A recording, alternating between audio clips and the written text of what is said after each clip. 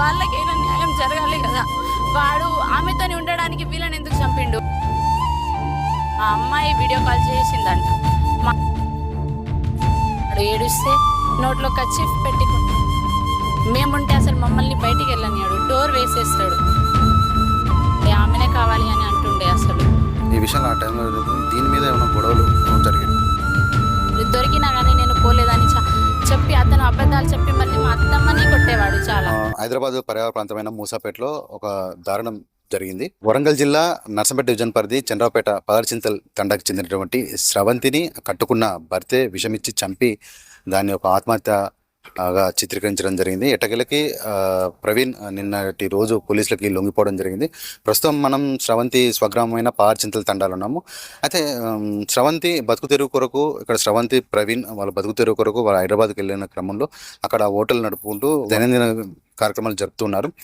ఈ సమయంలో ఇక్కడ పదర్చింతల తండా నుంచి ఒక మహిళ తను ఉన్నత చదువుల కొరకు వాళ్ళతో పాటు ఒక 2 సంవత్సరాలు ప్రవీణ్ స్రవంతితో ట్రావెల్ చేయడం జరిగింది.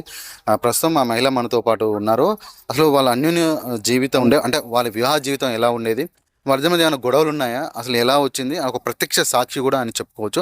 తనతో మాట్లాడే ప్రయత్నం చేద్దాం. నీ పేరు ఏం పేరమ్మా? పవిత్ర నా పేరు. పవిత్ర, అంటే నువ్వు ఒక 2 years వాళ్ళతో ట్రావెల్ చేసావు కదా, ఎలా ఉండేది ప్రవీణ్ అండ్ స్రవంతి వాళ్ళు 14 years అవుతుంది వాళ్ళ మ్యారేజ్. వాళ్ళు బాగానే ఉంటుండే, ఫుల్ హ్యాపీ ఉంటుండే. మధ్యలో నేను ఎప్పుడైతే అక్కడికి వెళ్ళానో, నేను ఒక 3 years బ్యాక్ అప్పుడే ఆ అమ్మాయి పరిచయం అయింది. పాపాయపేట వాళ్ళ అమ్మాయి పేరు మహేశ్వరి. ఆమె వల్ల మా అత్తమ్మని బాగా వేధించేవాడు, కొట్టేవాడు, చాలా హింసించేవాడు. ఏడుస్తే నోట్లో కచ్చిఫ్ పెట్టి కొట్టేవాడు, హీటర్ పెట్టి చంపేస్తా అని బెదిరించేవాడు. వాళ్ళ అమ్మ చంపే నువ్వు అని చెప్పి బాబుని తీసుకొని వెళ్ళిపోయింది ఒకసారి. మా అత్తమ్మ అప్పుడే చచ్చిపోతుండే. అసలు అప్పుడు దేవుడు దయ వల్ల బతికింది. అతను ఎప్పుడైనా చంపేస్తా అని ఫిక్స్ అయ్యి ఉన్నాడో ఏమో. మేముంటే అసలు మమ్మల్ని బయటికి వెళ్ళనియాడు, డోర్ వేసేస్తాడు. అంత ఘోరంగా టార్చర్ చేస్తుండే. ఆమెనే కావాలి అని అంటుండే. అసలు అంటే ఇప్పుడు ఆ సమయంలో ఆ టైంలో మహేశ్వరి పరిచయం కావడము, ఇంకో మహిళ తనతో అక్రమ సంబంధం పెట్టుకోవడము, ఈ విషయంలో ఆ టైంలో ఉన్నప్పుడు దీని మీద ఏమైనా గొడవలు జరిగేటివి చాలా. ఆమెతోని బయట తిరగడం, బెంగళూరు వెళ్ళి చాలా టెంపుల్స్ తిరిగినారు. దొరికినా కానీ నేను పోలేదని చెప్పి అతను అబద్ధాలు చెప్పి మళ్ళీ మా అత్తమ్మనే కొట్టేవాడు చాలా. ఇదంతా జరుగుతున్నప్పుడు ఈ విషయాలని వీళ్ళ తల్లిదండ్రులకు కానీ కుటుంబ సభ్యులు కానీ చెప్పేసి, అంటే వాళ్ళ అన్నయ్య వాళ్ళకి చెప్పేసి పంచాయతీలు జరగడం జరిగింది. చాలా పంచాయతీలు అయినా కానీ ఆయన మారుతాడా అని అనుకున్నాం మేము. కానీ అతను మారలేదు. మా అత్తమ్మనే చంపేస్తా అని అనుకున్నాడు. పిల్లల్ని కూడా చంపేసిండు. ఇప్పుడు అసలు వాడు ఎందుకు బతికి ఉండాలి? మా అత్తమ్మకి న్యాయం కావాలి కదా. మా అత్తమ్మకి న్యాయం కాకపోయినా 2 కొడుకులు ఉన్నారు, వాళ్ళకైనా న్యాయం జరగాలి కదా. వాడు ఆమెతోని ఉండడానికి వీళ్ళని ఎందుకు చంపిండు? మెయిన్గా వీడియోలు కూడా ఉన్నాయి. ఆ అమ్మాయి వీడియో కాల్ చేసిందంట. మా అత్త వీడియో కాల్ చేసినప్పుడు ఆమెను చూపించుకుంటే ఈమెను కొడుతున్నాడంట. కొడుకుల్ని కూడా నైట్ మొత్తం కొట్టిండంట. అసలు చాలా.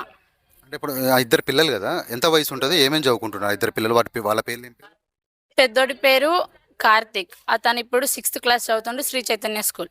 చిన్నోడి పేరు కౌశిక్, అతను అక్కడనే మూసాపేటలో వంశీధర స్కూల్ చదువుతున్నాడు.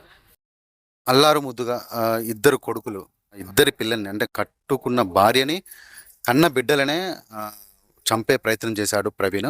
ఒక అమ్మాయితోనే అక్రమ సంబంధం ఉండడం వల్ల ఆ అక్రమ సంబంధం కొరకు కట్టుకున్న భార్యను, కన్న బిడ్డల్ని చంపే ప్రయత్నం చేసి స్రవంతిని పొట్టన పెట్టుకున్నాడు.